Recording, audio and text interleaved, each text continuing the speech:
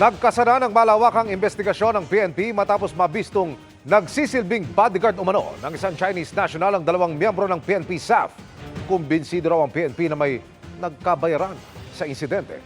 Nakatutok si June Veneracion. Kasunod ng pagkakabiso sa dalawang miyembro ng Special Action Force na illegal umanong nagbibigay ng proteksyon sa isang Chinese national.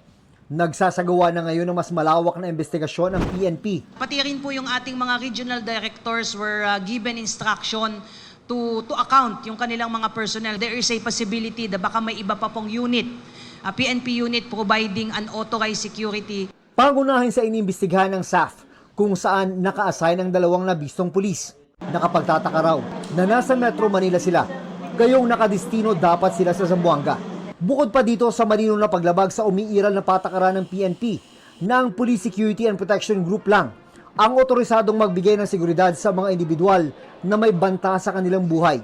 We have to check baka may iba pa pong SAP personnel na involved sa pagpo-provide po ng protective security. Baka we're just opening a can of worm dito. Bukod sa dalawang SAF, 7 iba pang mas nakatataas sa kanila ang tatamaan daw ng kasong administratibo.